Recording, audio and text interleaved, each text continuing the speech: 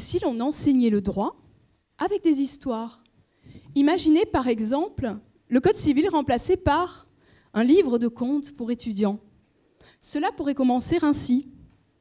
Au mois de février 1818, à Paris, un vieil homme entre dans l'étude de Maître d'Herville. Celui-ci lui demande à qui il a l'honneur de parler. Au colonel Chabert. Lequel? Celui qui est mort à Eylau.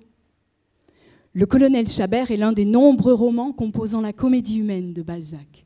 C'est l'histoire d'un officier de Napoléon laissé pour mort sur un champ de bataille. Sa mort officielle a fait de sa femme une veuve qui a très officiellement hérité et s'est remariée.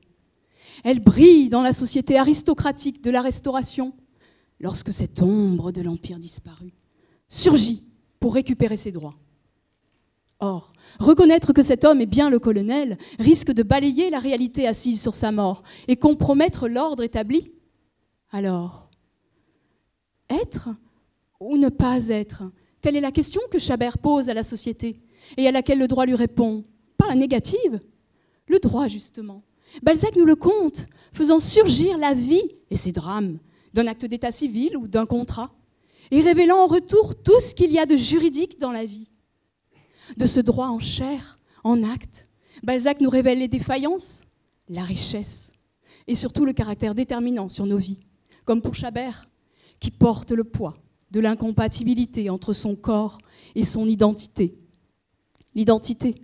Je souhaitais l'interroger à travers la façon dont le droit voit l'individu et la façon dont celui-ci agit avec cette représentation, en y adhérant, en la rejetant ou en mettant du jeu entre lui et elle. Car en effet, l'identité n'est pas séparable du droit.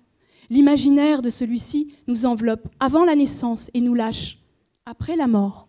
Nous nous imprégnons de ces formes, de ces matières, et nous devenons les joueurs d'un jeu de loi. Nous jouons d'elles, joués par elles. C'est notamment dans ce jeu que se construit l'identité individuelle, et dans ce jeu que se dessine l'identité du droit. Alors pour étudier ce jeu, je pars du droit bien sûr, mais également de la comédie humaine de Balzac, qui par une approche sensible du droit et de la vie, nous en donne des clés de compréhension. Et j'utilise ces clés pour découvrir l'image que le droit se fait de nous, et représenter le jeu que nous mettons entre lui et nous. Ainsi, penser le droit et la vie sociale peut se faire avec la littérature. Et ma thèse propose de montrer la richesse d'une telle approche.